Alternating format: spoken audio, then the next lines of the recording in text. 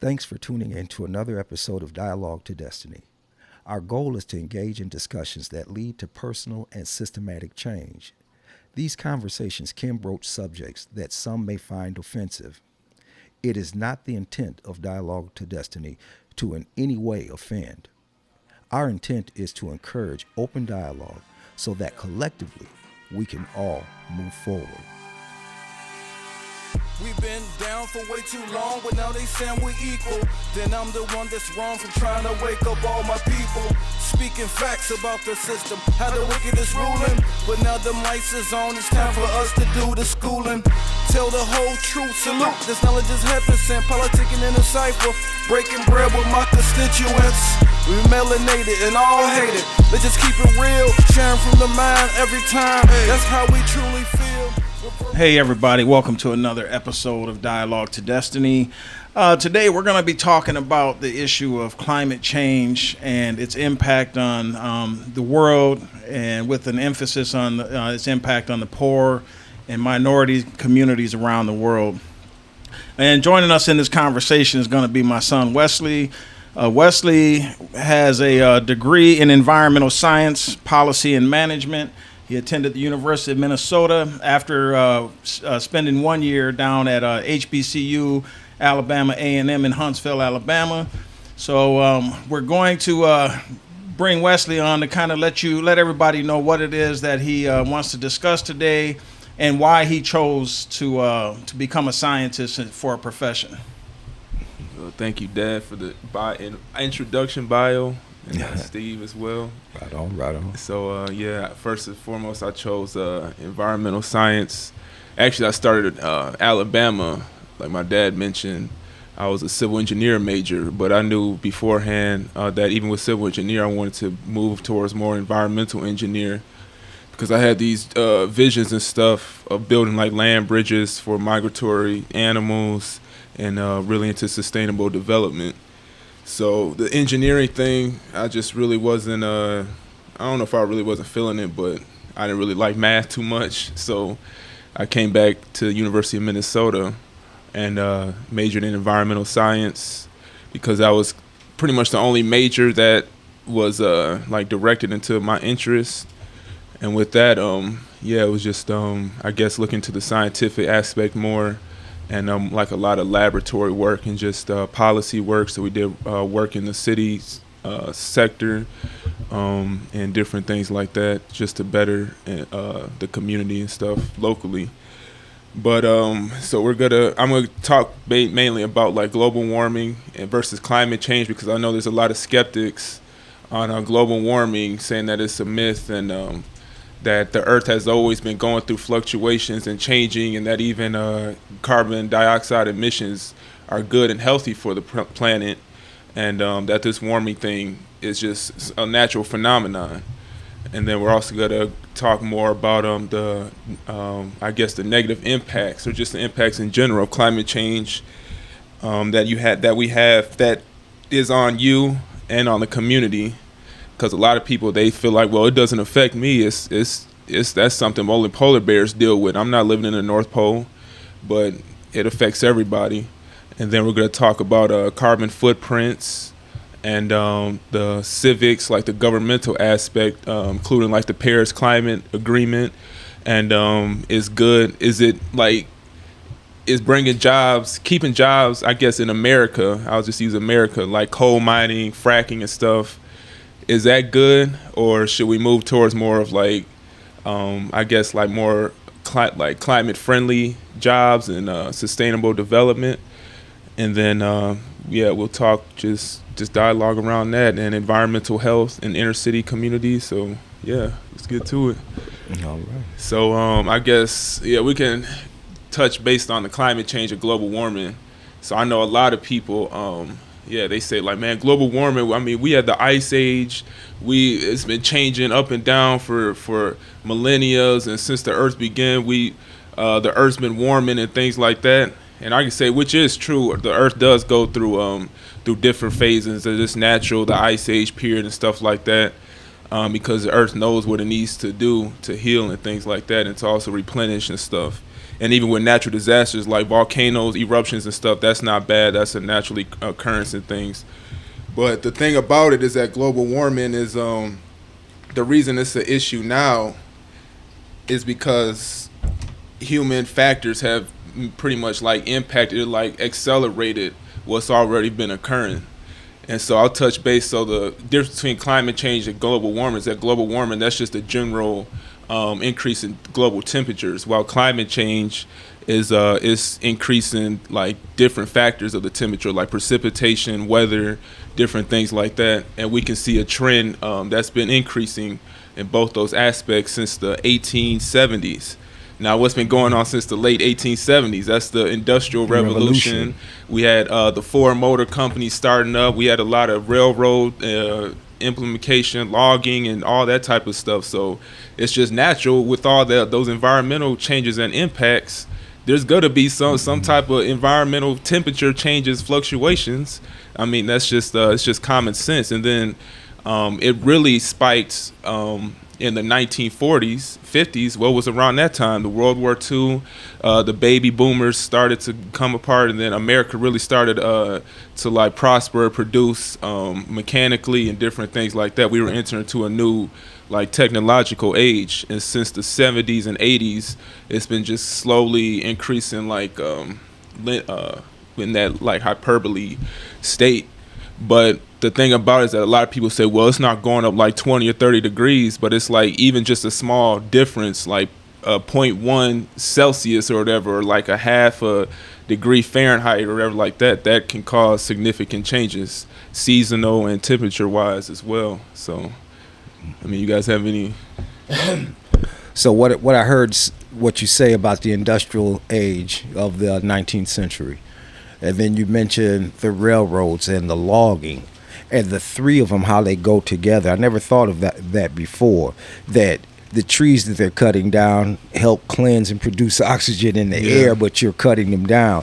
It also helps stabilize the soil so you don't have mass, soil erosion, which, hence to the landslides that they have in California on the West Coast because of all the deforestation.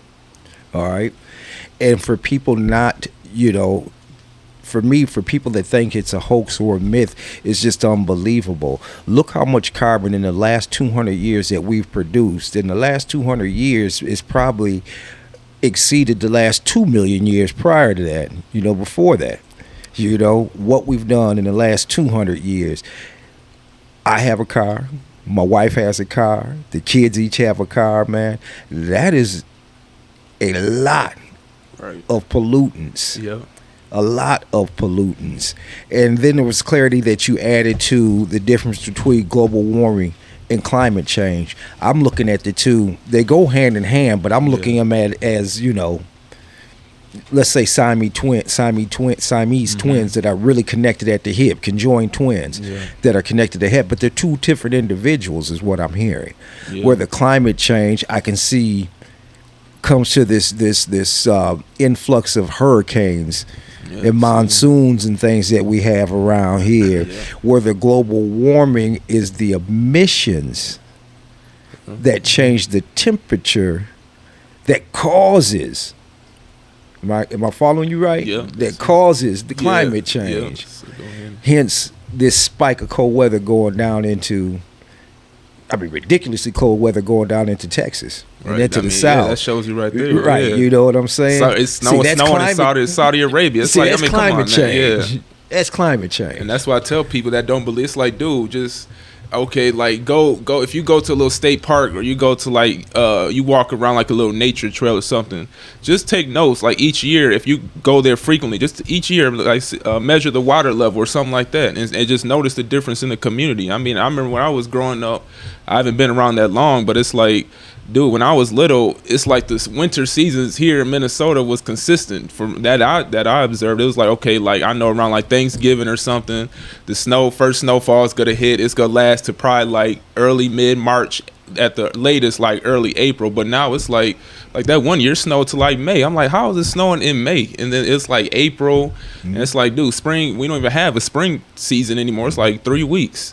And then it's like, and sometimes it's like delayed. What was it this year? It was like I don't know. This year was it? This year, last year, it started snowing like in December, Christmas time, right? Or something. You didn't wait So it's like the seasonal. It's kind of all over the place, and even just like the creeks and stuff I visited, it's like I noticed the change in water level. Like me and my dad and my other brother, we go walking around this one little lake.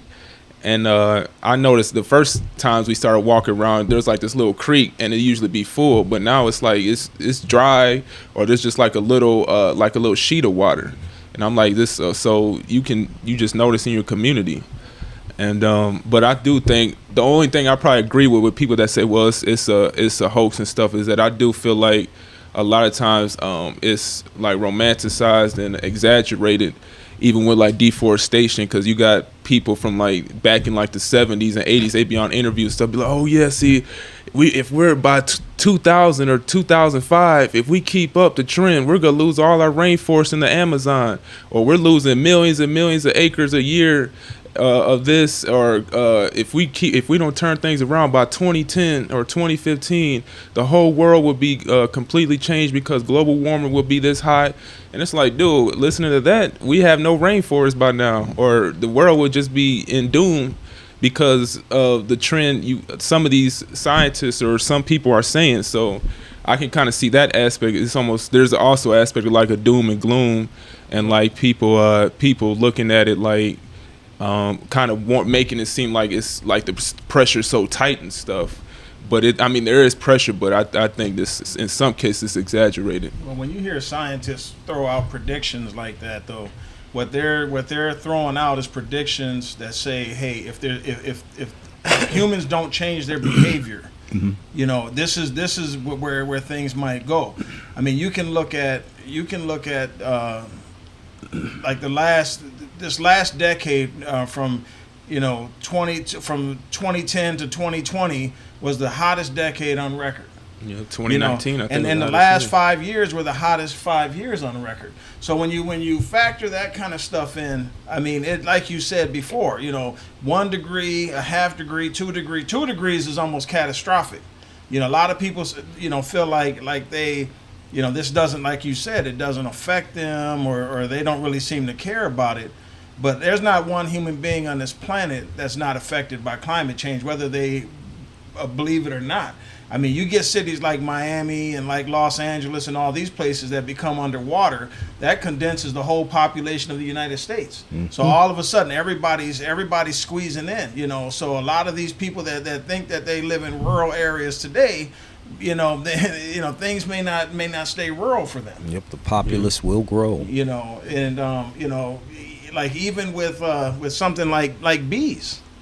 The bee population has dropped considerably in this country because the climate change, the climate in the southern part of the United States is so hot that it kills off, I forget the number, but there's a certain percentage of beehives that die out every year because of the excessive heat.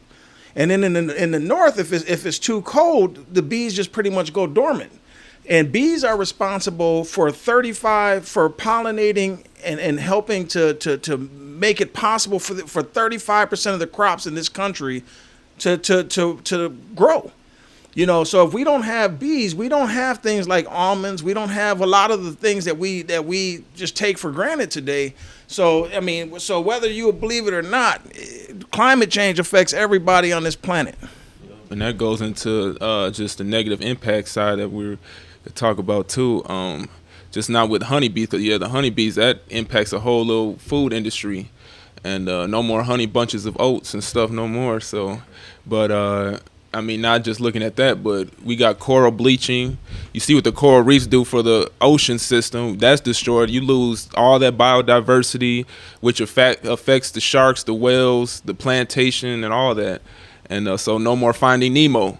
And and then you got even here in the northern United States, we got a zebra mussel invasive species. So you got invasive species coming in because they're adapting to a new climate, and they're pushing out the native species and stuff like that. So you got zebra mussels that are coming into these lakes, which are straining the water and pretty much like overcrowding and killing like native fishes and stuff like that. And then that don't even add to the fact that a lot of these people that be fishing out here be overfishing. And that's why people, they be, well, why is the DNR, why are people checking for licenses and stuff?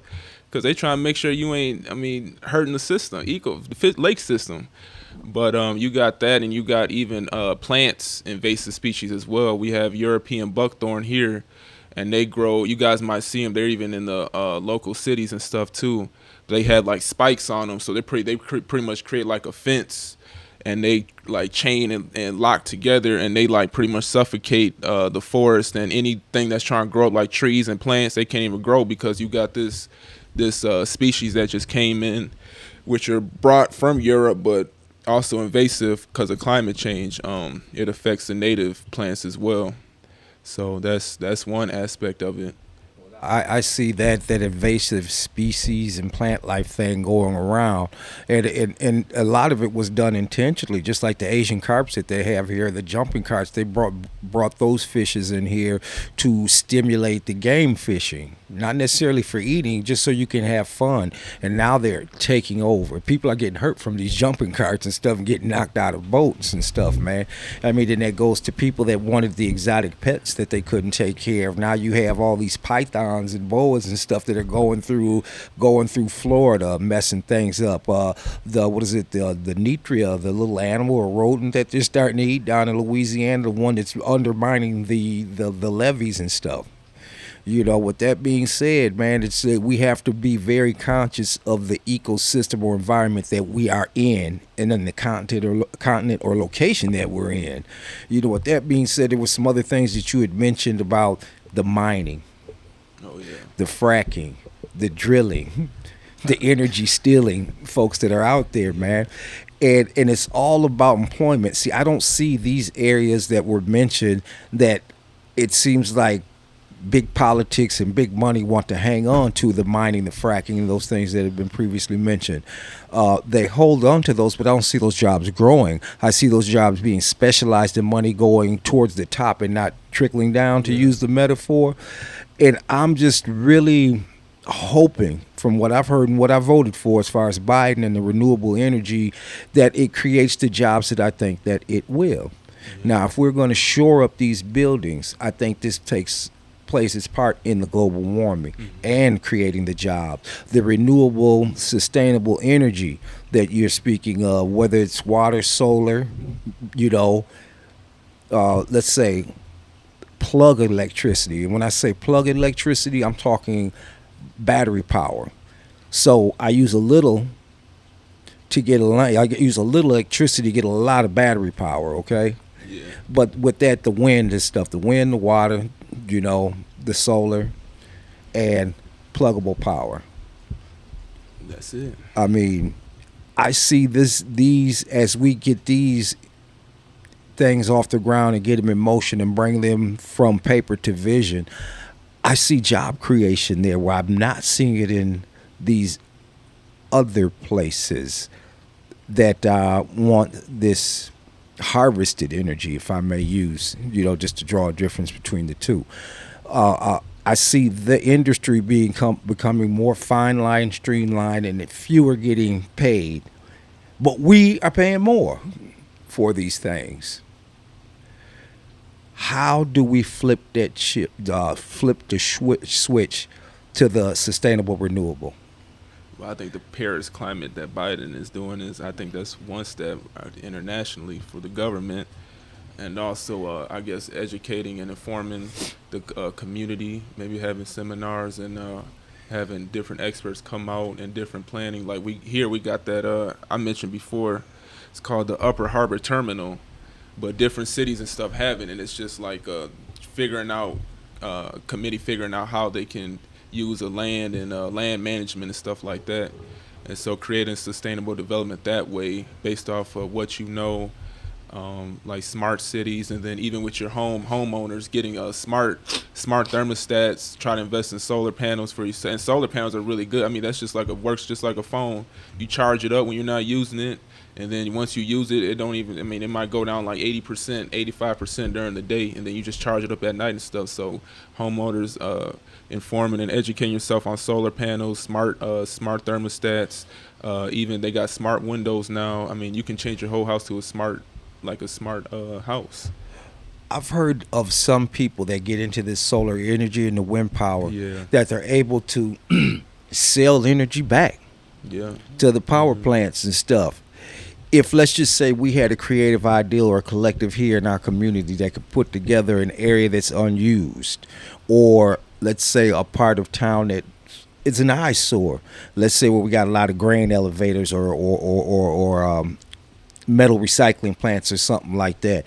Why can't we take advantage of something that's not a very appealing to the eye, man, and just like plaster the one side of it or the top of it full of solar panels? Maybe put up a few wind turbines or something like that, or a water wheel in the river that's running by it, and create energy in spaces that are there that are underutilized, in my opinion, to create an energy bank where now not only are we able to supply energy to our community, we can start selling energy back to the back to the power plants to bring those resources in money back into our community. So now we're not looking for the handout. Yeah, You see what I'm saying? Self-sufficient. Right. We're creating. I want us to be sustainable as the energy that we're trying to provide and trying to sell. Right. Self-sustaining, renewable energy within the community. Yeah, but it's, How do we do it? It's growing too. I mean, you can make energy out of anything, any kinetic energy that moves and stuff like that. That's a good point. You utilizing roof space, even green spaces. You can grow food anywhere on your walls. That's vertical aquaponics, all that. So, Well, I mean, the only way we're going to be able to really get to the point where we make the changes you're talking about is we're going to have the, pretty much silence the other political party who's serving their interests and their, the people that are investing in their, position, which is the coal and oil companies. I mean, until we get to a point where you have the majority of people in this country that accept that that this country's going in the wrong direction. I mean, they are making improvements, but until we get to the place where we understand that we're gonna have to make changes. I mean, I got a guy that I used to work with.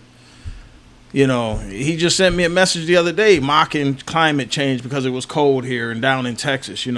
He's so simple-minded when it comes to this stuff that he doesn't even understand. There's a reason why the storms, we're having way more storms, catastrophic storms than we've ever had. There's a reason why we're having larger forest fires out in the West than we've ever had in this country. So people can continue to say that, that and be in denial, but until we get to a point where we have the vast majority of people in this country that wants to vote in a way that puts people that are sympathetic to climate change and have an understanding of climate change, I don't see how we're going to see these changes. I'll just say, how do you feel about the coal mining and like the traditional jobs, keeping it here? Like Republic, you think it's good or bad? Or well, what? I mean, I'm a person that believes in sometimes in order to take a step forward, you have to take a step back. You can't sit there and I mean, everything that we've done in this country or probably even in the world has been done because a sacrifice was made. I mean, you can't expect that there's millions and millions of people that are going to continue to keep their job in the oil and coal industry and we're going to have these changes. They have to buy into this prospect that, hey, your job, you're still going to have a job, but your job is going to change to something that's renewable.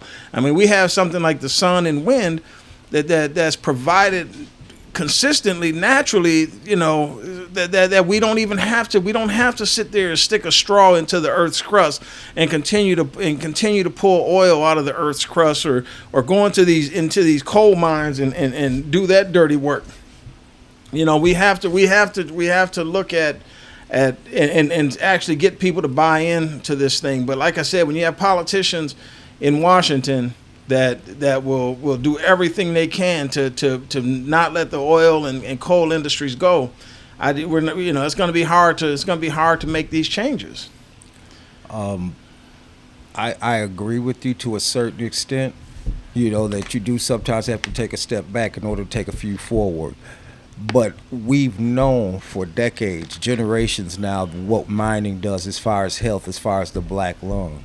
We know what it does to the environment as far as the playground where the kids have to play at and where they go to school, because usually that's where we build the playground and we build the school is where the most contaminated place is, or we build public housing in those areas, just because of the runoff from those types of jobs, how it pollutes and contaminates everything around. So not only is the person working in the mine and the generations that are working the mine after that, the generations that are born to those communities suffer long afterwards. You have areas like I want to say in the state of Pennsylvania, where there's whole cities that are shut down because irresponsible management of a mine has them burning underneath the ground for years, and toxic gases and fumes coming up. So I see this as a point, and I'm gonna try to make a tie in from Mr. Greedy to Mr. Green if I can. Okay, green being those people that would like these green footprints and stuff, or less carbon in the air.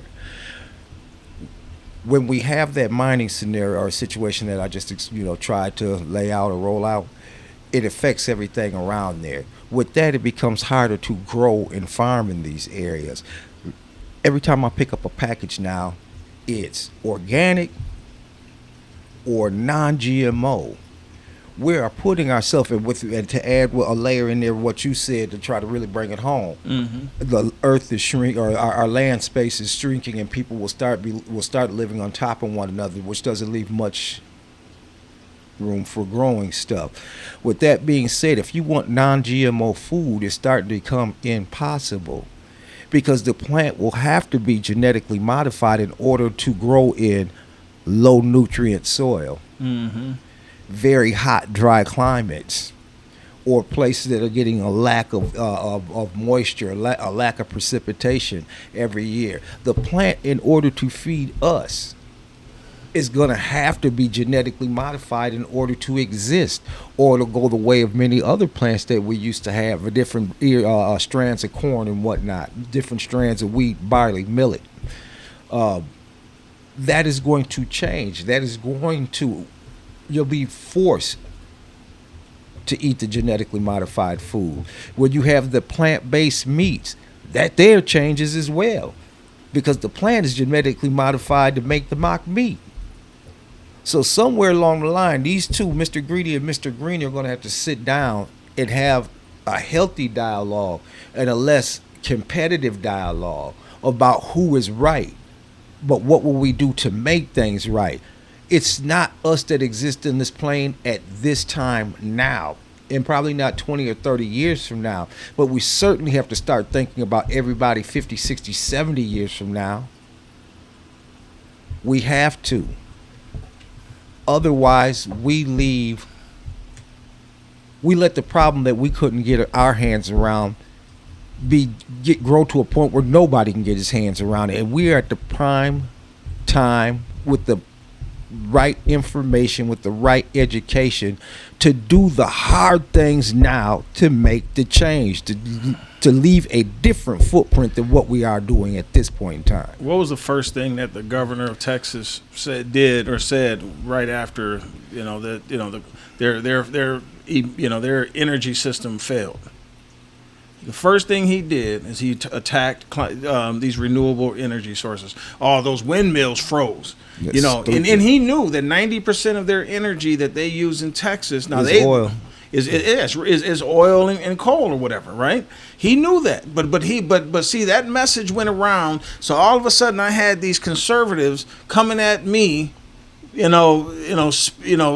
all this stuff that just the talking points. Yeah, well, this whole, Green New Deal, New Green Deal, or whatever it is, look at how is that going to work when the solar panels freeze up? What's going to happen in Minnesota when you get these solar panels that are covered by snow? You see, so it's messaging, man, and that's what I'm trying to say is you got a political party in this country that puts so much toxic lies, just falsehoods out there. And their people are so quick to grab a hold of those talking points and run with it. But see, it's right here. The governor shoots himself in the foot with any thinking mind. Any thinking mind, he just shot himself in the foot. What? Because You got to remember, Texas is an autonomous state when it comes to their power grid and their electricity. They did that in order to not compromise with green energy and to stay into their own vein so they could continue to use their own oil and whatnot. See what it got them? Now you see what happened. Are you going to listen to what he says? They will. I mean, but if they do, then shame on them. Them are the people that are not going and they're not feeding themselves. They're being fed. They're sitting there with their mouth open, let somebody drop a worm in. They see they're not going hunting for information. See, Texas is in the trouble that they're in because they want to be the Lone Star State. I want to be autonomous. I want to be able to shut off from the government at any time and run my grid, my system, my way. Well, you see, when you're not part of the group of people, how you can get yourself into a pickle. But now they want the group to fix it. They want the federal government. They want everybody else to fix it, man. But see, nobody else could offer any suggestions. See, them people need help, man, and my heart says help them people, man. But I will help you to a certain extent. Then I'm gonna sit down sit at the table and say, these are the things you're gonna have to do if you want to continue to reach out to me for help. You're gonna have to make some changes. Now they're talking about China. The transformers, the power grid comes from China, and now they're blaming Biden for that, for like the cheap and wiring and stuff. Well, how long has Texas been autonomous? Long before Biden ever got into politics in Delaware. So if they would sit here, they would still be telling a false narrative and turning a blind eye and a deaf ear towards the situation and the problem. How do we get rid of this bootleg electrical company that we have running this autonomous thing? And how do we plug in with the rest of America, man, so we can ensure, see, what you could be doing at this point, Texas, man, you could be head and shoulders above everybody else. Get with the program and keep what you got going and sell that energy. You could probably be selling that energy to Mexico. Open up the border. You could be selling, because they got a terrible electrical grid. So you could be selling electricity there. And if the wall was that important, that would have been one way to do it without taxing me or you taking money from us, if that's what you really wanted to do. I don't think it's a good idea, but it would give you the opportunity to be a backup for different portions of the country. And then I would like to see, maybe a quadrant like that, down here, up here, over here, in case we had those emergencies. Because if you remember a while back, even the U.S. grid went out, if I want to say in Cleveland, when they had the brownout is what they called it. A brownout back, I want to say Cleveland and Ohio and in that area, we had the brownout. See, what we do have that's good is not infallible. So when we put what we do have together, and not autonomously, but together, we layer safety switches within there. But everybody wants to get rich. Everybody wants to be the top dog. See, when we all want to play a role and not be the head, we work much better, and we can work much cheaper to our citizens. Yeah, I agree. What was the next? What else did you wanna? We kind of touched on a big. Environmental health and carbon footprint, especially just dealing with the inner city and even with the kids raising up, because I know a lot of kids, especially our community and stuff like that. They like to explore. They're curious about science and stuff and animals and nature. But it's like somewhere over time, probably when they get to middle school or something, they lose that like sense of exploration and things. So building programs to allow kids to keep in touch with nature, man, that can be the generation to boost this world into a better, sustainable, green planet and heal the planet and things like that. So just doing that, and also going back to environmental health. I mean, we already see that just how many factories, industries, and pollution firms and stuff are right in the hood or right in the heart of the city. I mean, I walk just not too far from the inner city area, and it's like, dude, you can smell metals burning, all types of stuff, man. Like 10 minutes later, I got a headache. I need a dang what are those asthma breather things? Because the air is inhaler. And then the air quality, you can even see the air quality is kind of hazy and fuzzy. And then you got the river too. So those that might live along the river or just like a little water bank or something like that, you smell just that sulfur, that boiled egg smell, and different metals and stuff like that. I mean, water's not supposed to be smelling like that. Natural, clean water, maybe a little murkiness, but not that artificial stuff. So it's like, I mean, that's affecting our health, and we don't even have affordable health care. So that's another. And you see the iridescent oil slick on top of it, where it's all blue and wavy and green. Yeah. So it's I mean, I take the analogy of of a fish tank. You change the quality of the fish tank, the water in there, see how the fish are gonna be doing, and even each little thing, no matter if it's a snail, a lobster, a catfish, they all have an important role in the ecosystem. So when even like something small like a microbacteria, if they end up dying or something like that, that can affect the whole system and affect us and our health. So it's important to even think about the little creatures and stuff too. Without a doubt, first thing they look for, man, when they try to see if an area is healthy or if an area is changing or if an area is with heavy pollution, they go pick up the animals next to the rivers and next to the wetlands and the ponds, man, and they look at the frogs that once had 4 limbs that now have 6, 8 limbs, man, or they have a double head, 3 eyes. And I mean, this is now not only just happening to the smaller, amphibians or little aquatic animals, man. You're starting to see this surface in our livestock too. Yeah, It's in the livestock too. It's one thing that my granny always used to say, and this is years before.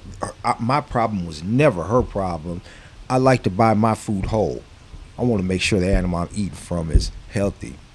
right. You don't find much whole food. You find more food sectioned up in parts. Yeah. Do you know what see, even though I probably eat more meat than I should, but the footprint of and the damage that even grazing cows and how they have an impact on I mean, people are gonna think it's crazy, but they do. Cows have a negative impact on climate change as well. They emit a lot of pollution the water that they damage, they damage millions and millions and millions of gallons of water every year. Yeah, 15.5% of carbon emissions come from cattle, and then when they burp, they say it's like 200 metric tons of emissions. So they burping and farting that. And I don't doubt that at all.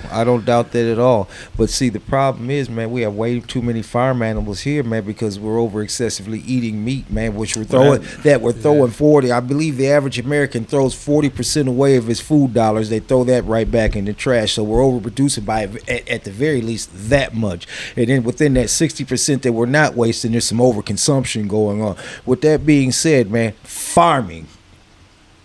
See, because we have all these cows here, but are the cows actually out there grazing, or are they sitting in these small stalls with their heads sitting through a bar, man, getting a bunch of feed? Stressed out, and then you eating it. Right, exactly. And not only you wonder why we get emotional and right, but see, with that there, I hadn't even got to that point, man. But you follow me. But what I'm saying is, man, where we normally would have had 5 cows, just pulling arbitrary numbers out there just so we can wrap our head around it. If we normally would have had 5 cows, now we have 15, 20 cows because of the farming. See, these 5 cows that are out here roaming around doing what they normally do, they want to charge you more for a cow being organic and free range, for a cow being a cow, and then want to charge you less for the robot cow, we'll call it. You know what I'm saying? Where I have 15 extra cows that I use from farming, birthing techniques, shooting them full of needles and hormones and whatnot, so I can get more cows, man, so I can farm and I can sell more meat and this stuff. See, the balance is there. It's our greed, Mr. Greedy versus Mr. Green, not having a conversation. Now I have 15 more animals on this earth than I should. See, so I'm not going to sit there and blame the cow when the man. Of course. Well, these big factory farms, man, right. they do a lot of damage. I was going to ask Wesley to kind of let talk to people about, Wesley's made a couple international trips in his young life, to Honduras and Costa Rica and places like that. And I think he was in Honduras and he was studying bats and their habitat, and talk a little bit, Wes, about some of your experiences with that. Yeah. I was in Honduras a few years back on an island called Utila. If you guys familiar with Roatan, that's a big scuba diving and Olympic free diving spot. So it's like the Cancun of Honduras, or Miami, if you guys like that vibe. But I did a lot of just different research, snake herpetology and bat cheretology. So that's bat research, and even like turtle patrols and stuff like that. And we stayed in a self-sustaining house off the grid, fully equipped with solar panels and stuff, so we didn't even have like mainstream electricity. And we ate a vegetarian diet and things like that. But yeah, it was even there. You can see how the climate impacted just that little small island, because there was some hybridization going on, which means mixing of the iguanas and stuff there, and some invasive species that were affecting the mangrove habitat in that area. And so I did I went to some schools and did some little educational little presentations on climate change to this middle school and elementary school there. And then they have a big recycling problem, a trash problem too, based off the ocean. You know how the ocean is, the trash litter. So we did a little project, had the students go collect some litter and some trash that they might just throw away, and we made like musical instruments and created like a band. And so we used some materials in their carnival, which is like the Mardi Gras of Latin America, and we made like a big iguana, stuff like that. So yeah, that's even climate change stuff is on even a little small island. So think about you living in a country, big country or whatever. But that's But isn't this global warming, climate change affecting a lot of people for color? I mean, being that you'll find people of color are more coastal, more low-lying lands, plains that are more floodable. And I mean, they have to be in these areas because it's how they work. It's how they sustain their life. And the greed of one life, Mr. Green, is... Why you keep pointing my way when you say greedy, man? No. It would apply. No, I'm playing with no, man. Don't do that, man. I ain't going at you, not yet. But it's that I want to live this really luxurious lifestyle, man. But me alone affect 20 other families.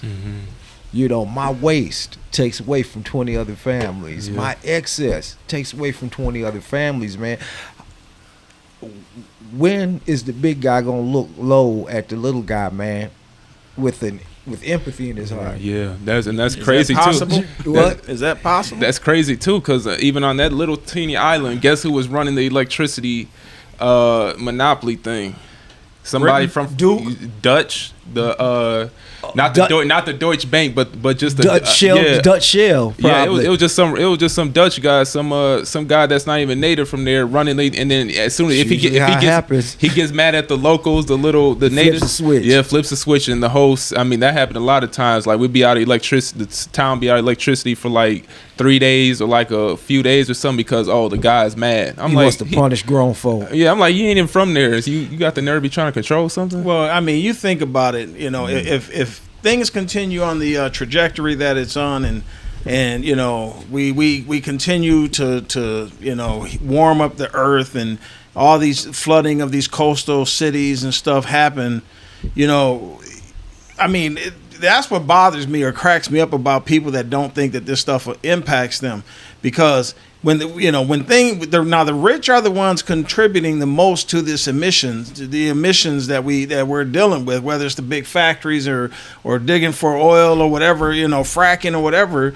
But when push comes to shove, who do you think is going to pay the brunt of the the costs. It's going to be the poor people. It's going to, you know what I'm saying? Because the rich, wherever they go, they're going to take the prime real estate, the safest real estate. That dynamic won't change until our minds change. You know what I'm saying? That has been the thing. See, we go to work from 9 to 5, man. We get up early in the morning, but we ain't the ones getting rich. See, we the ones driving the economy while somebody else is, is driving the Cadillac, He's driving a golf cart as we drive to work or home, to or from work.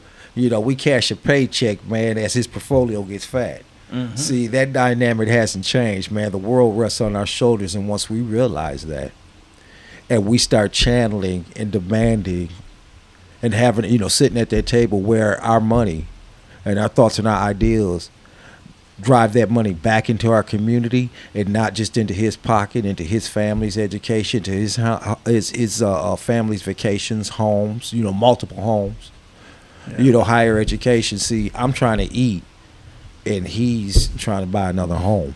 Like you said, one word, community. No. Right. You always gonna hear that come out of me, community, people that have something in common that need to be united. Community. Yeah. You know what I'm saying? Well, common unity. Now I do. The lines waiting to get water down in Texas and stuff. Man, I'm telling you, I really believe that what's getting ready to happen, man, is all of these things that we just never thought could happen years ago. Yeah. Together.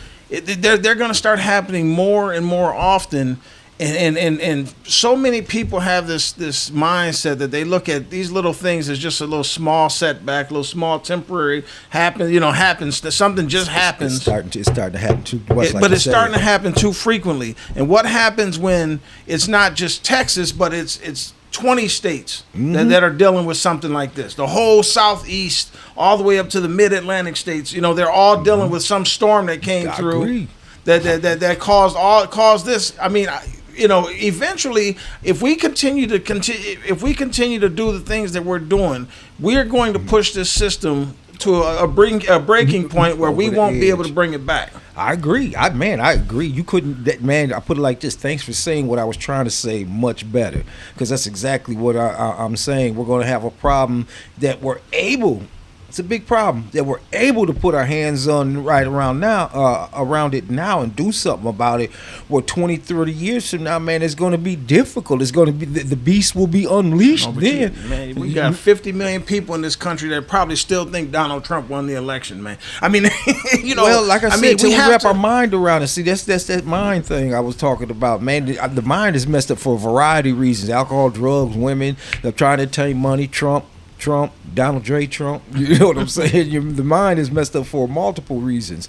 But until we wrap our mind around the things that we can do collectively as a community, common unity, till we get to that point, we're going to push this thing right off the edge, But there's a lot of people, especially I know in our community, that they ain't trying to do nothing. And they say, like, even with this, they say, oh, man, Steve, you talking about community, man, keep it up, keep doing. Right. But they ain't trying to do nothing. Yeah, I ain't seen them nowhere, man. Every time I go to something, man, it be crickets. Be me, you, your dad, a couple other people, and a bunch of crickets. Then they be complaining with something. See, that's what we need to unite. We need to get together. I'm tired of it. But you ain't out there in the, where are all these, well, that's another thing. Where are all these leaders? Yeah, it sounds good, man. When you abnegate, your physical abilities, the physicality, man. We can't just think and talk, man.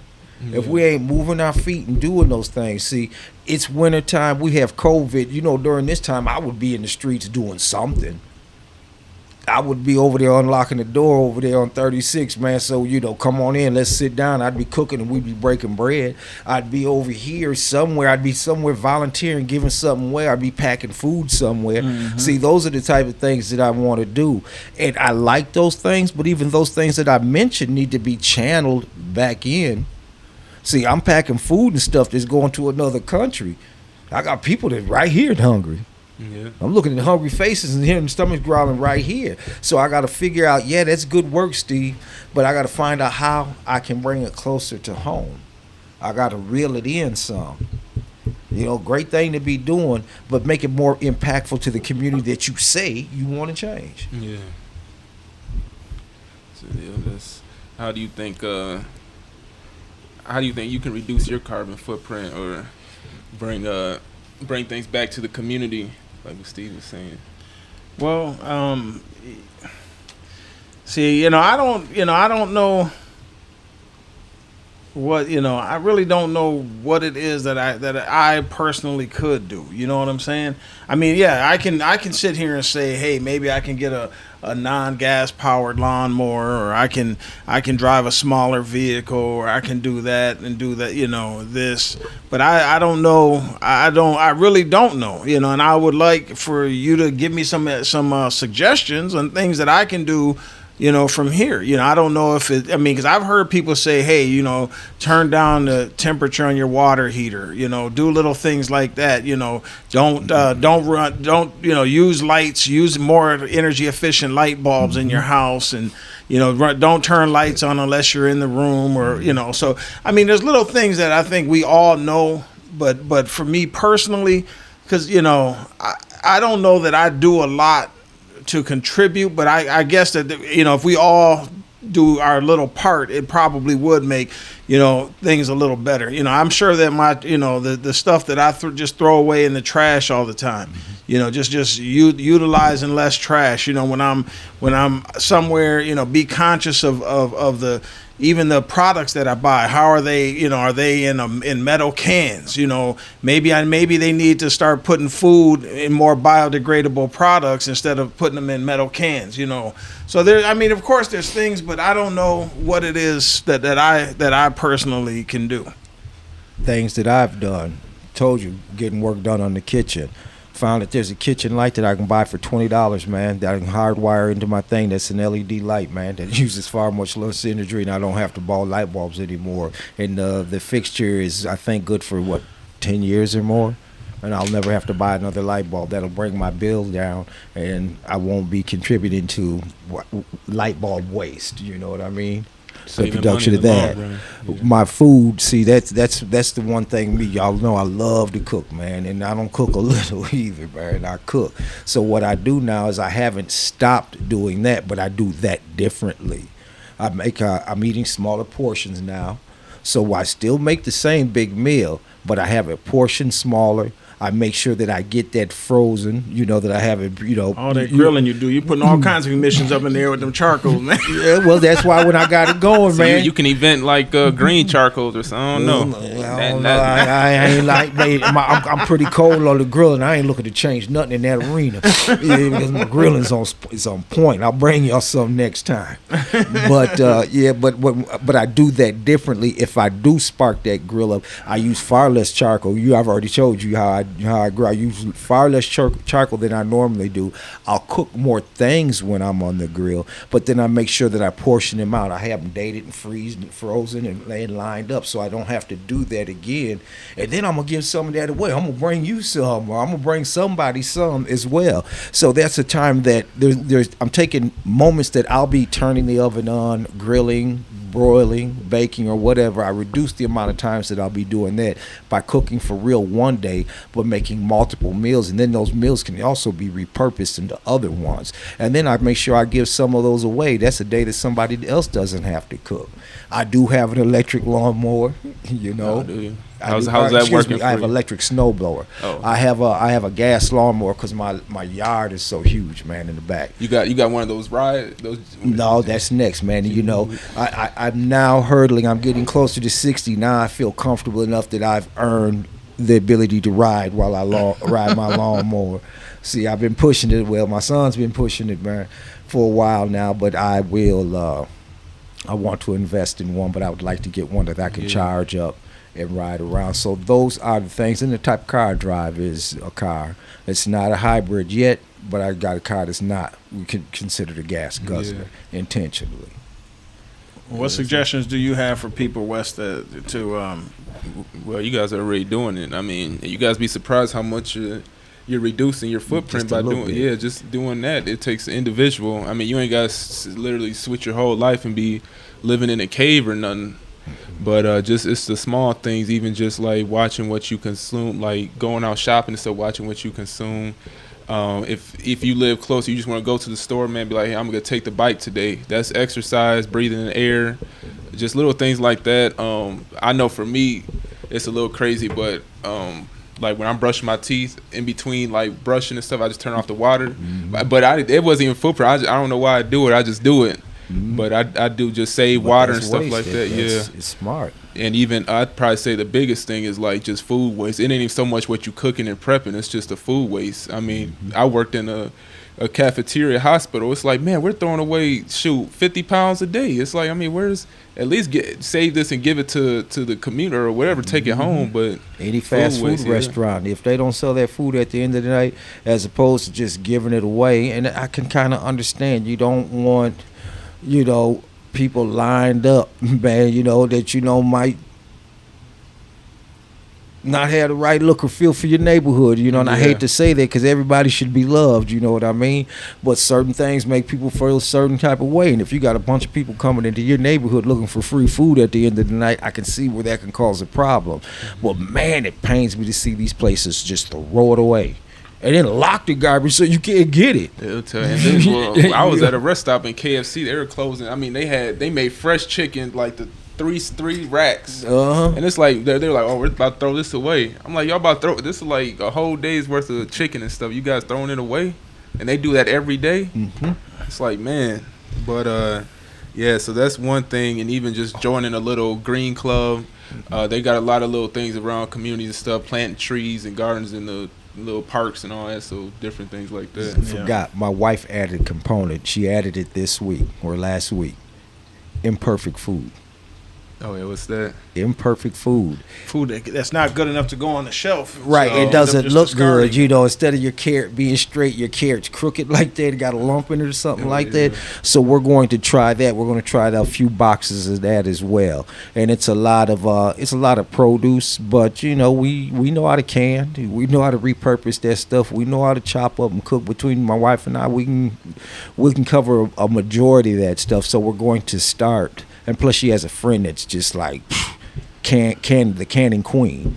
Man, imagine if you can, if you could get the community gardening, man, where like you get a block like the block I live on here, and you have 5 or 6 different houses that grow two different types of vegetables each. It will take care of the whole neighborhood. Yeah, they could feed the whole block. Okay, I'll grow the carrots and the tomatoes, and I'll grow the green beans and the broccoli or whatever. Imagine if you could create some kind of mindset that people looked at each other. How about going back to that mindset?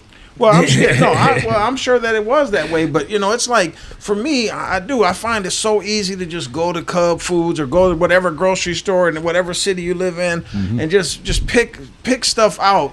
When if you could, I mean, because I know like part of Wesley's education was farming and stuff. I mean, he went to the agricultural school over at the University of Minnesota. So all of a sudden, here he was buying a greenhouse, and he wanted to do all this planting and stuff in the backyard.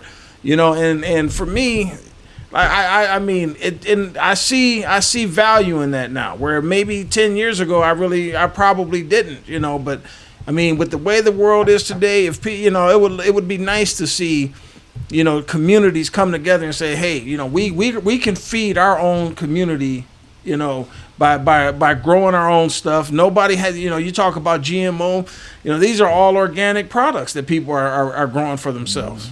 While you can. Yeah. While you can, you should. That's the one thing about Eva, guests that we've had on here, Eva and Rob. Not only do they have their own garden that they feed people out of, a couple of the places that Eva works at or volunteers at, the young lady has started up gardens outside those places. And that is a mindset of hers, man, that her and her husband do that I think is just beautiful. And then they got the kids off into it, so now it goes on to another generation. Those type of things are like healthy additives to the community. But that imperfect food thing, I'm going to get a few boxes of that and see what I can do with that. As far as, like I said, the canning, the cooking. Why should that food just be left on the shelf waiting, they matter too. To spoil, just because it doesn't look good. So now man, it's almost like that dating thing we was talking about, man. This carrot here, I'm willing to pay more for it because it looks good on the outside, man, and probably doesn't have the same nutrition as the crooked carrot does. The crooked carrot might have better inside than this outside. Yep. And then, I agree. carrot's a carrot's a carrot, right? Yeah. So I want to try this and see how I can implement this here. But when I do this and I jump in with both feet, and let's say I do it for the next 2 or 3 years, what have I just done to the people that are going grocery shopping at the store? Did I just drive their prices up? Because I'm no longer buying from that, off of those shelves. Did I just make their produce just go up, 20, 30, 40%? Because now I'm choosing to do a different avenue? Because, Mr. Grocery Store ain't ready to close or reduce his price. He's going to raise his prices as much as he can to keep that store open, right? But if I start doing things here, how do I impact that person that, let's say, has an EBT card or food stamps or whatever you want to call it? How if I just shorten the length of their dollar, their food dollar? Yeah. I would love to encourage them to come in here, because there's another place called, with other than Imperfect Food, there's a place called, I want to say it's called Boxes of Love too. And then there's another one downtown that they meet in the Skyway when they do their farmers market in the Skyway, where where you get a box of produce and stuff too. But these are ways where you can eat locally, eat healthy, and keep that local farmer close to you. Keep them close to you and at your table and on your table. So these are 3 things where the community is helped. See, I don't know where the guy who owns the big chain grocery stores lives, But you build a connection with that farmer down the road. As soon as I take a couple turns, if I just drive 30, 40 minutes and take a turn or two, I'm right at his door, right at the garden. Give you a tour. And pick it up and come home. We've been talking about even going that as far as our meat as well. That's good. Yeah. Well, do you have anything else you want to add, Wes? I think that's really about it. You guys should have a segment on hunting, pro hunting versus. Hey, I'm all about that. I can give you a quick one on it, man. When I see these people out here running around attacking people who have fur coats on and whatnot, man, talk about they're vegetarians, they don't believe in fair fur coats and all this stuff, man. But then I see them with you don't eat any meat, but you have a leather wallet, you have a leather belt. You have leather car seats. You have a leather coat. You have leather shoes. You know all that leather came from some meat, right? See, however, if I see somebody who has a coat on with rabbit fur and they eat rabbit, by all means, you're entitled to wear that coat because you didn't waste. See, that's my thing. If you're hunting and you just want the biggest rack of horns up there on the wall and you don't eat deer meat, you don't eat no moose, you don't eat no elk, I got a problem with that.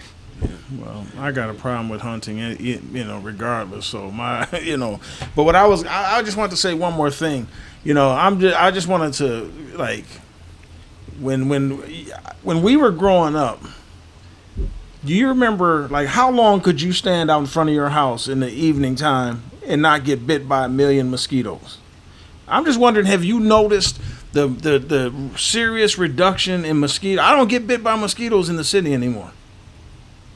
I mean, have you noticed that? I have a good reason for why you're not getting bit. Why is that? Because mosquitoes be looking for blood. Mosquito bite you, gonna get straight gravy, man. You don't get no blood. You don't get gravy, man. No, bro. No, I do there, but the scientists have gone around and they've sprayed a lot of these places. I know, where but they come through. But that again, that's creating pollution that's affecting the climate and the ecosystem as well. Because very well like I was listening to this program one day, and they were saying how the migratory bird population has dropped like 60-70% in some species of birds. I don't doubt that. Because even something as much of a nuisance as a mosquito, like Wesley was saying a little while ago, everything has a role in the ecosystem. So even though mosquitoes are a nuisance to us, mosquitoes feed so many different birds, and you know what I'm saying? Those bats he was studying. Yeah. So when you really think about, because I guess my point of bringing all this up is there's so much out there in front of us every single day that proves to us that climate change is real. You know, because like I said, there's nobody that grew up here that's my age that's going to say the mosquitoes are even close to what they were 40 years ago. What did we call the mosquito? The Minnesota state bird. Exactly, because it would light your behind up, especially anytime you went north, east, west, south of the city. You really got ate up. I mean you still get out in the rural area. Yeah, but still, man, it's not like you said, where you have knot upon knot upon knot, where you've been bit over and over and over again, man. I mean, you got 3-layered knots, and you know I ain't lying, man. You see a little black cloud following you, right? Pretty much, man. No, I'm telling you, man. Even gnats. Run. Even gnats. I mean, I don't see gnats around anymore. Man, you go running, man. That's what I was fixing to say. You used to go running, man, and you would spend your whole time. Because you got to spit the bugs out, man. There'd be so many bugs around, man. And like you said, no, they're not. But I know that they've sprayed for those things, man. But like you say, what is going to be the generational effect decade after decade, man? Because it is a food source. Yeah, it irritates us, but it's a food source that drives everything else around us, because the bats play a part in that as well. That flying rat that we do not like, you know what I'm saying, plays a big part of the entire merry-go-round that is the ecosystem. The trees, the bats, the mosquitoes, the birds, you know, a whole lot of things that we do not like, you know. And that's why the invasive species things and plants that you'd mentioned earlier is a very important part that you got to play a part of. You know, if you live in Minnesota, you really have no business with let's say trying to have a boa constrictor. You know what I'm saying? Because now it has no quality of life. First off, you know, that's a wild animal. You ain't got no business with it. It's not a cat or a dog that's been domesticated for tens of thousands of years. You know what I'm saying? I like that. I want that, you know. Everything we want to do is not something that we need or should be doing. You know what I'm saying? Yeah. You know, everything we set our eyes on is not for us. We are to take care of it, to be responsible for it. But to own it, to lord over it, we're stepping out of bounds. And it comes back and bites us every year. Just think about it, as kids when we were growing up, man. The first big shock for us was Dutch elm. Because you could go up and down the streets over north, over south, man, and the only time that the trees didn't connect, man, is when you were downtown. As soon as you got to a certain point of the other side of downtown, riding through the streets of South Minneapolis was like riding through a tunnel. If you went down Chicago, Park, Portland, or something like that, it's a big canopy, same thing when you was riding down Emerson, Fremont, you know what I mean, except for Lindale. Even Penn was like that a little bit, you know, in certain areas once you got further up or down. But, you know, the trees were so lush. Then we got the Dutch elm disease and cut all them trees down. The story I like to tell about the trees falling over and not having the deep roots. Now we come through here, we got the emerald ash borer. Right. Yeah, they say it can knock out all the ash trees. Yeah, exactly. You know what I'm saying? And that's always us wanting to bring and plant other things here. Oh, I want to be so different. I'm going to bring this here. Deal with what you got in your environment and stop bringing these other things here that negatively impact the environment that we have. That's that taking 4 or 5 steps back before you can take one forward. Well, you remember when a couple months ago, those seeds from China came in? Those mysterious people trying to plant those? Yeah. Well, seeds from China. Right. Yeah. For trees? Well, I don't know what it was. I can't remember what they came in like a little package with Chinese writing. People tell me don't plant them, but there was people that planted them and stuff. But it could be another one of those things. It could be you're looking for a cucumber, but it's a strand or a type of cucumber, man, that kills out all the other cucumbers that's here. You know what I'm saying? You have to be careful about what you're doing. Those seeds, they grew and harvested in China. Okay, leave them there.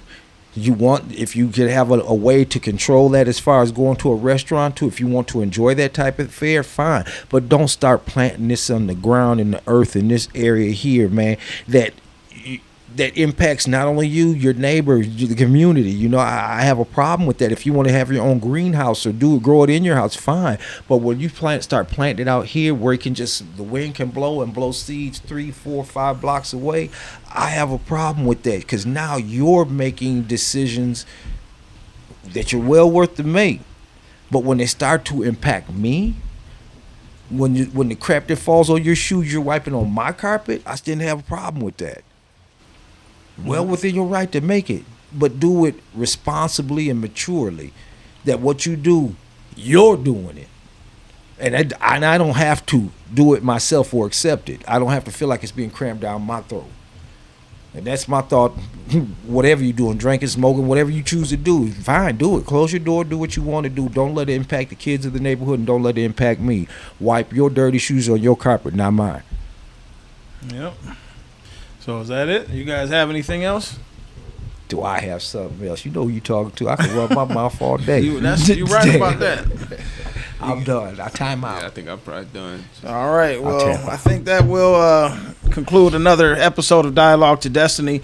You know, I know for some people a topic about science and things like that might not be, so sexy to them. But this is the part of what we want to do on this show is get out information as well. We want to educate the people that listen to this and bring some information that they may not be aware of to them. So we can always talk about conspiracies, Bill Gates and the vaccinations and chemtrails, and the weather system they got in Alaska and all.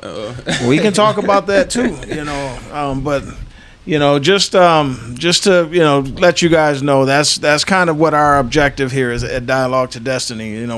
We have our shows where we get at it about certain issues, but we also have shows that we were just trying to bring information. I want to thank Wesley for coming on, giving us a little bit of expertise on his field of study, and once again, Steve, good conversation today. But as for this podcast, I think we'll just go ahead and end it there. Thank you. Peace.